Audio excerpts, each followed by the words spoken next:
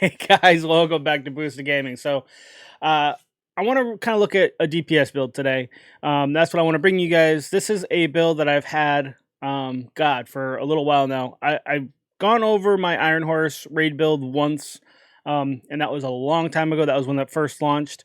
We've made tweaks to it since then, and I've been running it ever since. And this is kind of the same build that I run, not just for Dark Hours, but I also run this build for. Someone is at the front door. There's somebody at my front door. Anyway, guys, hit this little link button right here to subscribe to my channel and let me know that you guys really still support me because I love you all. But anyway, we're going to go look at this DPS build. We're going to go take a look, and I'm going to show you exactly what I'm running in raids as well as heroic and legendary content when I'm not running my skill build. Roll it.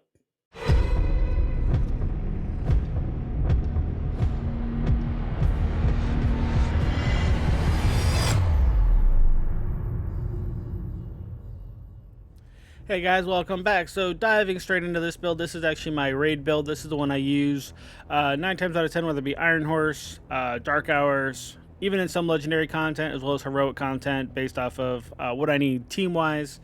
But diving right into this, we have the Demolitionist as our primary specialization for a few reasons, but one being you can negate any kind of explosion once every 60 seconds, which is really nice in some of these raids. Starting off here, we have our Eagle Bear. You can see our Eagle Bear's hitting pretty good at 125k. Decent rolls on it. You guys already know, you guys have seen build videos on this before, so we're not going to jump into all the talents, but it's got Eagle Strike and Tenacity. Tenacity can kill you if you're not careful, but still hits hard nonetheless. Get into our secondary weapon here. This is a classic M1A. This one here has a talent of Lucky Shot. Again, core attributes are good. Attribute for target damage out of cover is really good. Lucky Shot being the talent is really nice, similar to the Baker's Dozen with the perfect Lucky Shot, where you increase your mag capacity and any missed shots from cover have a 100% chance of returning to your mag. So you miss a shot, it comes right back to you, which is fantastic. Not in just raid stuff, but also in legendary content.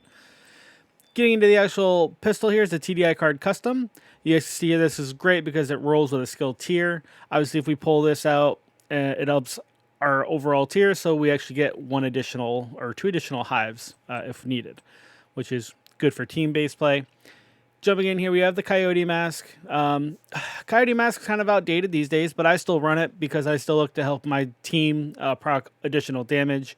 You don't need to run with a Coyote Mask. You can run just with a 3-piece Providence would be fantastic. But you can see here, I don't really have any Providence rolled into this, but Providence would be my go-to in terms of overall damage output if I was rolling without a Coyote Mask. Coming in here, we have the chest piece. This is a Walker Harris & Co. This isn't unbreakable. You can see this is literally triple God rolled with a decent critical damage mod in it. The unbreakable is nice because of my playstyle. I tend to run into situations I probably shouldn't sometimes, where I stick my head up for too long, and next thing you know, I'm proccing all brand new armor because guess what?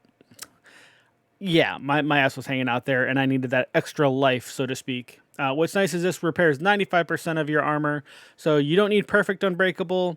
You know, it's part of the Badger Tough. When you go perfect unbreakable, this one here, just regular unbreakable, is more than sufficient for this build overall. Getting into our holster here, you can see this is a Seska piece. This is piece 1 of 2. So this is actually be bringing with it some critical hit chance with the 1-piece brand bonus. Oh, I didn't cover the brand bonus on this one. 5% weapon damage for Walker Harris & Co. if you guys didn't know. But anyway, guys, getting back into the holster, we have a 10% critical hit chance with 1 piece. This one's got literally triple God roll. It's got some hazard protection in it, which is nice. Critical damage, weapon damage overall, which is fantastic. Getting to the knee pads, we have a Grupo piece. This brings with it critical hit damage, also weapon damage, critical damage, and some hazard.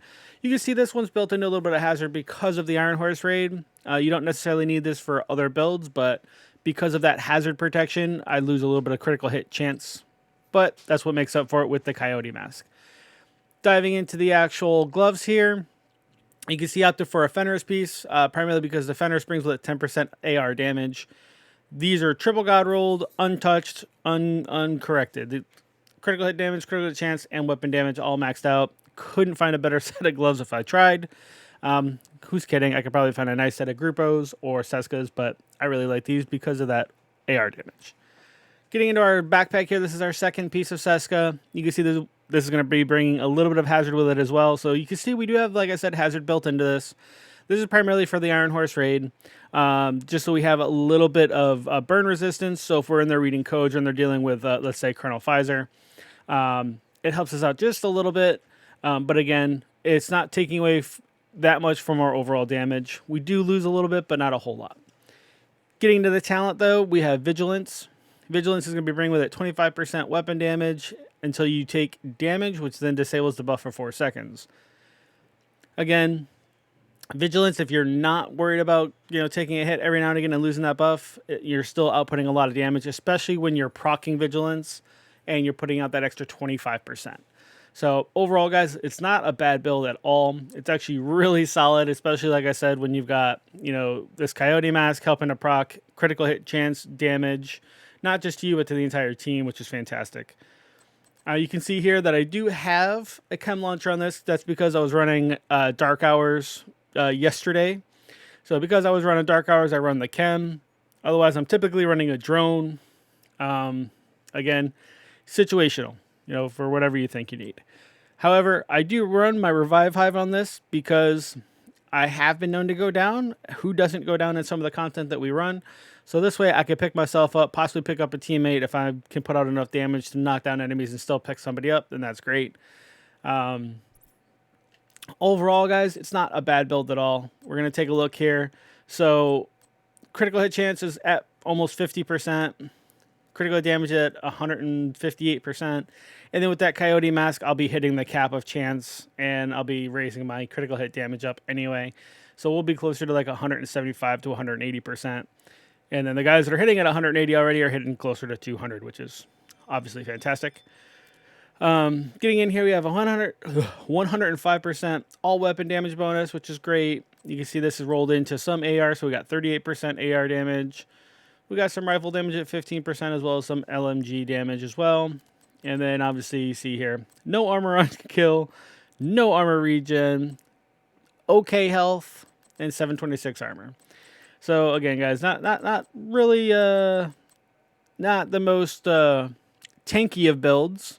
It's similar to running a glass cannon, which you could also run here instead of an unbreakable. If you run glass cannon, you're going to be running a lot more damage. But then you really got to be situational and know exactly where you're going to be, right? And like I said, if I wasn't running a little bit of hazard like you see in this build, I could dump off this Coyote Mask in favor of another gear piece. And then I could just really focus on my total damage output. But again, I don't do that. I try to focus on what's the best for the team while keeping myself somewhat alive. So that's why I run what I run. But guys, that's it for this build. Hit that like button, hit that sub button. Visit the link down below for our Discord link. You can find us there. That's the TSW Discord. You can find me there. Always wanted to help you guys out with legendary content, heroic content, raids, you name it. We try to help with it. And guys, don't forget to share this video with your friends. Hit that like button again. Hit that sub button again. Just want to remind you one more time. And until the next video, guys, I am out. You guys stay classy. Peace.